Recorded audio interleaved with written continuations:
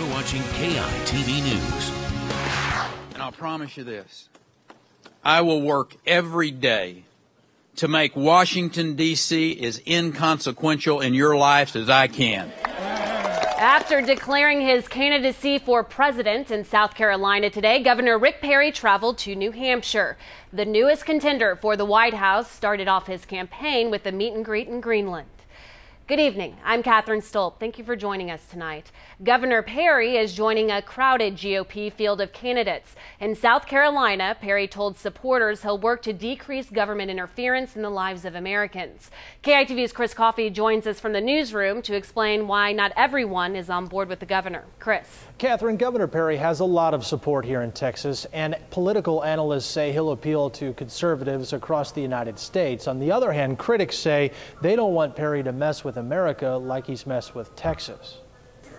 Future Republican campaign volunteers take in Governor Perry's speech announcing he's running for president. I've watched Rick Perry ever since he became professional politician, and I'm so excited, and I hope one day I get to greet him in the White House. Some of his supporters say he's the right candidate at the right time. He's done a great job leading our state. I think Texas is in one of the best economic conditions of all the states, and I think that's going to be the main concern with this election coming up, is getting the economy back on track. The Republican Party of Texas said there is a lot of momentum on their side. Governor Perry's bringing a lot of energy, a lot of Texans to the race. We're going to have a lot of presence nationally. It's a great thing for our Texas Republican Party. But Texas Democrats say Perry has done nothing but bring divisiveness and rhetoric to the state, and that he may have problems appealing to a larger audience. He doesn't seem to have any inclination to appeal to a voter with a more moderate mainstream perspective, and that's where the vast majority of people are. Others say Perry brings charisma to the table, but he doesn't have what it takes to be president. I don't think he really has an idea on how to bring the economy back to where it needs to be. Perry supporters tout job creation in Texas over the past 10 years and said Perry can help the U.S. economy. Yet critics point to the recent state budget approved by Perry that includes potentially thousands of job cuts. Meantime, Governor Perry joins another Texan, Congressman Ron Paul, in the race for the White House. Reporting live in the newsroom, Catherine, back to you. Two Texans eyeing the White House. Thank you, Chris. Governor Perry declared his run for president on the same day as the famed Iowa straw poll. And history was made as a woman won for the first time. Tea Party favorite Michelle Bachmann took home the victory after nearly 17,000 people voted. The winner of the 2011 Iowa straw poll is Congresswoman Michelle Bachmann. Congresswoman Michelle Bachmann won the Iowa straw poll by just 1%. It's the first test of a Republican presidential hopeful's staying power. A win can prove a candidate's organization and popularity. Bachmann voters, raise your hand. All day, the campaigns rallied supporters outside, while inside, the candidates made their final pitch for votes. They united behind their goal to unseat President Barack Obama. Mr. President, get the government off our backs.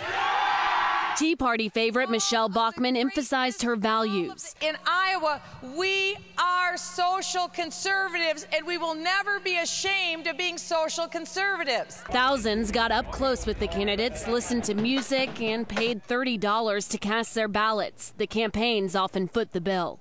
We're going to vote here today and pay our own way because we don't want to be beholden to somebody. But for Patrick Dempsey's family, they know their candidate is Ron Paul. I think it's great that people care enough to come out and have fun and be involved with the political process rather than just sit at home and complain. This year, the presumed frontrunner Mitt Romney didn't even show up, but his name appeared on the ballot. The results usually start to weed out the weaker candidates in a crowded Republican field. And the Minnesota Congresswoman narrowly outpaced Libertarian Ron Paul. Former Minnesota Governor Tim Pawlenty finished third, about 2,500 votes behind Representative Paul. The candidates, now including Governor Perry, will be back in Iowa for another big campaign event. The Iowa caucuses are just 4 months away. In Burnett County, as politics sparked excitement throughout the nation, a huge fire sparked at last check up to 250 acres here near the area of 281 and Highway 71. More than 100 firefighters have fought back the flames out there since it was first reported last night. Firefighters believe it was caused by a bird that flew into a transformer and caused sparks. The fire is now 85% contained. Over in Hays County, a fire near Butler Ranch Road in Dripping Springs also flared up again. Last night, Hays County firefighters said it was contained, but the fire rekindled this morning, and it has once again been contained at this hour. Now, that fire burned about 30 acres. No word on the cause. And of course, our relentless drought conditions are not helping those firefighters. Remember rain, those tiny droplets of water that fall from the sky? Well, there's actually some showers popping up in our area right now. And Mark joins me. Pretty exciting. It is. Where are you seeing the rain right now? I get a little nervous talking about rain in this drought and the chance of rain, but I do think we have some rain in the forecast through tonight. We're actually starting to begin to see that here on Storm Tracker Doppler. A couple of showers popping up to the south of us now. These are along more of like a sea breeze front, but we've got a disturbance coming down from the north. That gives me hope that we're going to see more of these showers and storms flare up later on tonight. Doesn't look like much, but hey, we'll take it right now. These have kind of died off recently, but down by Hays County, Caldwell, one shower there in Bastrop, southern Bastrop County, and then one little, not even a shower hitting the ground probably out there in Lee County. These are going to just kind of sit there, I think, and develop over the area. And then as this feature moves down from the north, we're going to have a better chance for area-wide for some showers and storms tomorrow morning. All right, temperatures right now, it's 90 here in Austin, 86 in LaGrange, 82 out in the Fredericksburg area. There's this disturbance moving down from Dallas. May develop some showers and thunderstorms. We're hoping right over central Texas into tomorrow morning. So we'll say about a 30% chance right now, just to be on the safe side. But more of us could see it if we get these storms going into tomorrow morning. Temperatures in the upper 70s to lower 80s. Winds pretty light out of the south. So we got the rain in the forecast tomorrow morning. Does it stick around in the afternoon? I'll have your Sunday forecast, plus a hot work week coming up in just a bit. Catherine. All right. Thank you, Mark. To news across the state now. We head first to Weatherford, located here just west of the Fort Worth area. That's where the heat has claimed the lives of at least 6 horses. They went days without water and 100-degree temperatures. Jason Allen explains, and we do want to warn you, the video you're about to see is graphic. 6 mares, 2 geldings, 1 filly, all of them dead. They went days without water in 100-degree heat. Neighbors told us they didn't know there was a problem until it was too late. It's a horse community, and nobody wants to see a horse suffer. I mean, truth be known, they'd probably feed a horse before they would a person out here. The Parker County Sheriff's Office said it's investigating and charges are pending. But 4 neighbors told us the horses were owned by a man who lives in Arizona who pays a ranch manager to take care of them. The owner of the horses loved them, and we love the owner. We went to trailers on the ranch to find the woman neighbors said was paid to care for the horses. A man met us at the gate and said the horses were last checked Tuesday and they were fine. He said after that, the well on the property went dry. And with no one at home in the house on the property, no one was around to notice there was no water for the animals. If they had been home, they would have known that the water wasn't running and would have been able to fix it for the horses. After just 24 hours without water, the horses would have been in a dangerous position. It would lead to death in just a couple of days, and anyone looking at the horses from a distance would probably not notice how much they were struggling. Hard to watch. Again, that was Jason Allen reporting.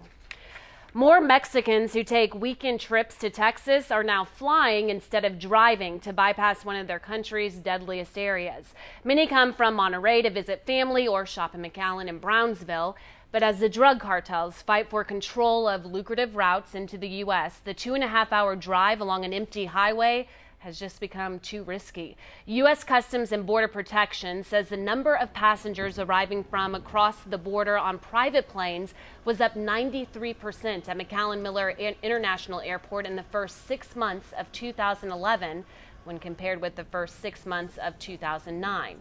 At Brownsville, the number is up 63%. To South Dallas now, where nearly 100 firefighters spent all morning battling a huge warehouse fire. Witnesses describe it as a fireball that filled the sky with black smoke. Andrea Lucia reports. Black smoke filled the sky and threatened to swallow firefighters as they struggled to douse this burning warehouse. I heard a big pop noise, and then 2 seconds later I looked up and it was just a massive mushroom fireball. Scott Norman was working next door when the flames erupted from this storage facility for Leslie's Pool Supplies. He says at least one employee inside had to run for safety. And then he saw the styrofoam peanuts chasing him down the hallway like it imploded inside. He's a lucky man. He's a lucky man. If he'd have been in that back room 5 more minutes, that probably would have been it. With its walls collapsing, the pool business has suffered an estimated $6 million in damage. On the opposite side of the warehouse, the North Texas Food Bank has also lost storage space. It was just preparing to open this coming Monday.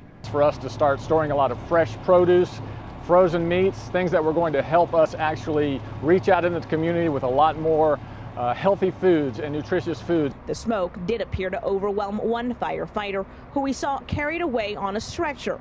But officials here say no one was seriously injured, a fact some consider a stroke of luck, knowing just how busy this warehouse gets during the week. If this would have happened on a normal day, somebody probably would have lost their life today. Amazing video. And we did learn 2 firefighters were treated for minor injuries. The cause of the fire is still under investigation. Well, the mother dubbed as the most hated woman in America is being forced out of hiding. What's next for Casey Anthony in the courtroom? Next. All right, we're keeping our fingers crossed. We're hoping that we get some more of this rain developing here on Storm Tracker Doppler. You can see a couple of these showers down by Hays and Caldwell County. Can we get some rain here in Austin and the rest of Central Texas? Your full forecast coming up next. Texas A&M football coach Mike Sherman may not have much to say about the Aggies' possible move from the Big 12, but that wasn't the case for some old Southwest Conference coaches. They weigh in later in Texas Sports Nation.